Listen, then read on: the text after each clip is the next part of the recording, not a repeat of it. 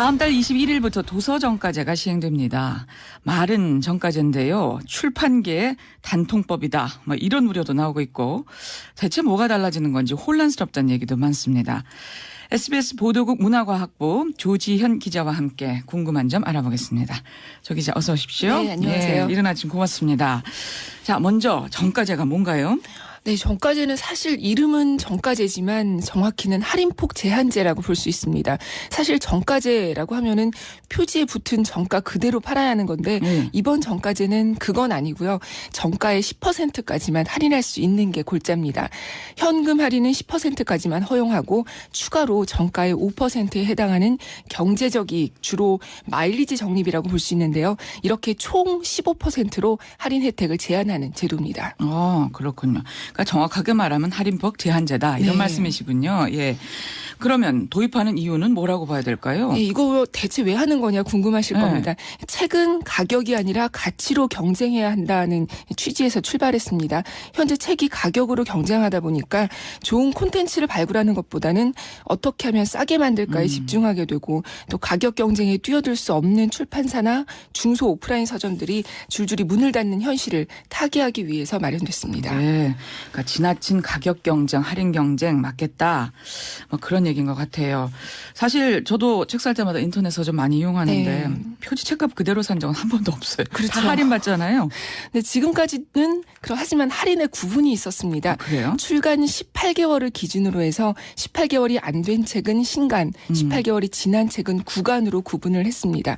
그래서 신간은 10% 금액 할인에 9%의 마일리지, 총 19%까지만 할인을 할 수 있었습니다. 반면에 구간, 즉 18개월이 지난 책은 할인폭에 제한이 없었습니다.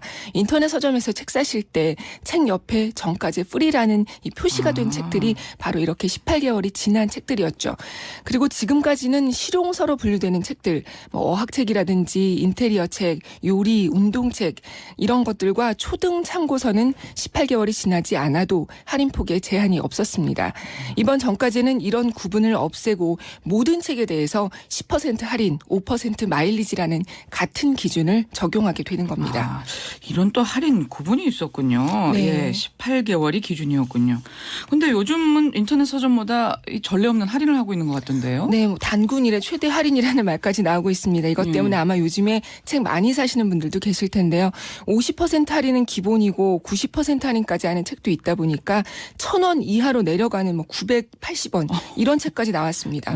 다음 달 21일 전에 출판사나 서점이나 재고를 최대한 털어내고 가자는 생각이 맞아떨어지면서 대대적인 할인 행사가 계속되고 있습니다.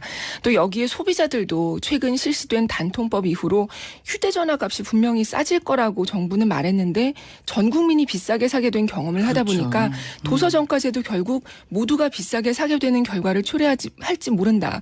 필요한 책을 미리 사두자. 이런 심리로 이어져서 최근 인터넷 서점의 주문량이 크게 늘었다고 합니다. 그래서 이런 전례 없는 할인이 되고 있는 건데요. 네. 그러면요. 앞으로는 출간 18개월 이상 된 구간에 대해서 지금처럼 큰 폭의 할인은 불가능해지는 거예요? 네, 대신에 출간된 지 18개월이 넘은 책들은 앞으로는 할인이 아니라 아예 가격을 다시 매기는 게 가능해집니다. 예를 들어 10,000원짜리 책을 지금은 50% 할인해서 5,000원에 판다면 네. 앞으로는 아예 정가를 5,000원으로 낮춰서 매기고 그 정가대로 파는 겁니다. 어떻게 보면 가격의 거품을 걷어내는 과정이 생긴다고 보시면 될 것 같습니다. 그렇군요. 그런데요, 지금 이런 큰 틀만 정해놓은 상태고 세부 사항이 확정되지 않았다는 얘기도 들리고 있던데 무슨 얘기예요? 네, 도서정가제의 큰 틀이 담긴 출판문화산업진흥법은 개정이 됐는데 하위 법령인 시행령은 아직 확정되지 않았습니다. 현재 잠정안이 규제심사위원회에서 심사를 받고 있는데 그 시행령 내용을 놓고 업계 이해 당사자들 간의 의견 차이가 꽤 있고요. 현재 문체부와 출판단체들이 모여서 계속 회의를 하고 있는 부분입니다. 이해 당사자마다 요구하는 게 다 달라서 의견 차이가 있습니다. 쟁점 첫 번째는 판매자를 누구까지로 보느냐입니다. 온라인 또 오프라인 서점 외에 옥션이라든가 지마켓 같은 오픈마켓들도 포함돼야 한다는 게 서점 측의 요구사항입니다. 왜냐하면 서점만 정가제를 지키라고 하고 이런 오픈마켓은 풀어주면 정가제가 아무 소용이 없기 때문입니다. 여기에 대해서는 문체부도 오픈마켓을 판매자로 보겠다고 최근 추가 입장을 내놨습니다. 또 오프라인 서점들은 온라인 서점의 무료 배송, 또 카드사 제휴 할인 이것도 허용하지 말아야 된다고 요구하고 있습니다.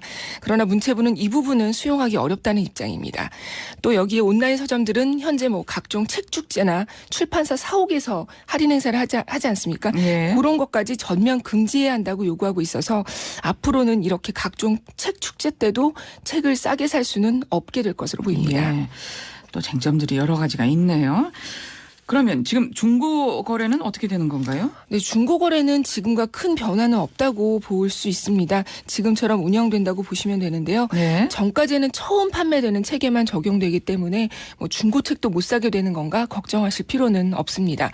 단지 출판사가 새 책을 기증도서처럼 뿌려가지고 중고시장에 유통시키는 편법을 어떻게 막을지는 앞으로 한 달 동안 방책을 세워야 할 부분입니다. 예. 네, 조지영 기자, 법이 나오면요, 늘 그 법을 피해가는 편법이 등장하기 마련이잖아요. 그렇죠. 머리 좋은 사람 참 많잖아요. 네. 이번에는 그런 우려가 없습니까? 예, 벌써부터 갖가지 방법이 예상이 되고 있습니다. 먼저 세트 판매인데요. 예를 들어서 10권짜리 대하소설을 한 권씩 사면 10,000원씩 10만 원이지만 10권 세트 가격을 7만 원에 매겨서 판다. 이런 상황이 펼쳐질 거라는 거죠. 또 새 책을 중고시장으로 앞서 말씀드렸듯이 새 책을 중고시장으로 유통시켜서 변칙 할인을 할 수 있는 가능성을 어떻게 차단할 것이냐. 이렇게 출판단체들은 지적하고 있습니다. 또 만일 부당 할인을 하다가 적발이 돼도 과태료가 건당 100만 원에 불과해서 이익이 과태료보다 클 경우 이걸 어떻게 막을 수 있겠느냐 이런 지적도 나오고 있습니다. 이 때문에 문체부가 과태료를 300만 원으로 올리는 방안을 추진 중인데 이 업계에서는 1,000만 원 정도로 아예 아주 높게 올려야 된다 이런 주장을 하고 있습니다. 예. 근데 또 일각에서는 이런 이야기도 있더라고요. 미국은 책을 할인하지 않냐. 왜 우리만 이런 걸 하냐. 세계적인 추세는 정말 어떤가요? 네, 제 주변에서도 이런 말씀 많이 하시더라고요, 정말로. 근데 정가제를 법률로 정해서 하는 나라는 현재 한국을 제외하고 보면요. 프랑스, 독일, 네덜란드, 스페인을 비롯해서 9개 나라입니다. 또 법은 아니지만 협약으로 실시하고 있는 나라가 일본과 덴마크, 노르웨이, 헝가리 등 4개 나라입니다. 모두 비영어권 국가들인데요. 할인을 일정을 허용하지 않거나 5% 정도 상한선을 두고 있습니다. 이 중에서 특히 프랑스는 동네 서점을 살리기 위해서 오프라인 서점에서만 5% 할인을 허용하고 온라인 서점은 무료 배송도 아예 할 수 없게 일명 반 아마존법을 만든 걸로도 잘 알려져 있습니다. 반면에 미국이나 영국, 캐나다, 호주 같은 영어권 국가들은 대부분 정가제를 시행하지 않고 있습니다. 아, 그렇군요. 영어권과 또 비영어권으로 이렇게 나뉘네요. 네. 예. 11월 21일 이후 상황 어떻게 될지 업계 전망은 어떤가요? 네, 뭐 혼란스러울 거다. 아직 뚜렷한 전망을 누구도 내놓지 못하고 있습니다. 일단 출판문화산업진흥원은 정가제 시행 이후에 평균 한 권당 220원 정도 소비자들이 지금보다 더 내게 될 것이다. 이런 예상치를 내놨습니다. 그 11월 21일 이후에 전망이 엇갈리는데 먼저 긍정적인 쪽부터 보면요.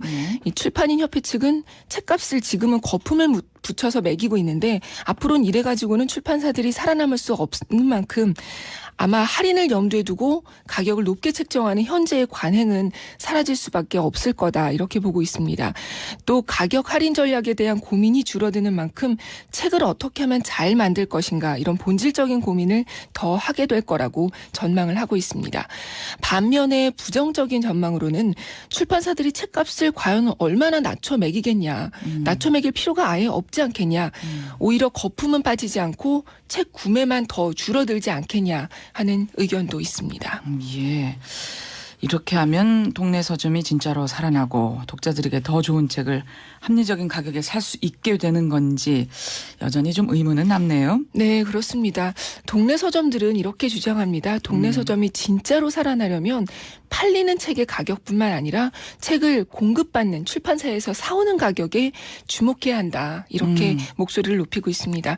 현재 동네 서점들은 대형 온라인 서점보다 비싸게 책을 떼어야 그렇죠. 합니다. 10,000원짜리 책을 예로 들자면 대형 서점은 뭐 4,500원에서 5,000원 정도의 공급을 받지만 동네 서점은 8,000원에서 8,500원에 공급을 받습니다.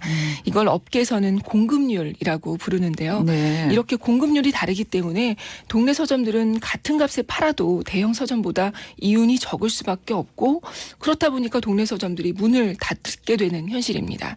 이 때문에 동네 서점들은 정가제뿐 아니라 독일처럼 아예 공급률을 통일해야 된다고 요구하고 있습니다. 또 무엇보다도 11월 21일 이후에 실제로 거품 빠진 책이 나오느냐, 나올 수 있느냐. 가격에 거품이 빠지겠느냐, 이게 관건이라고 할 수 있겠습니다. 전까지는 했는데 책값 거품은 안 빠진다면 결국엔 소비자 부담만 커지는 거겠죠. 그리고 또 뭐 제2의 단통법이니 네, 이런 그런 얘기도 비난이 나오고. 나올 수밖에 없습니다. 네. 그러네요. 아, 동네 서점도 정말 살아났으면 좋겠고요. 네. 출판사들도 좀 제대로 경쟁했으면 좋겠고 또 책은 책대로 또 여전히 좀 싸게 네. 살 수 있으면 좋겠고. 아이고 뭐 여러 가지가 많이 있네요. 예. 오늘 말씀 정말 잘 들었습니다. 잘 정리가 된 것 같습니다. SBS 보도국 문화과학부의 조지영 기자 말씀 나왔습니다. 고맙습니다.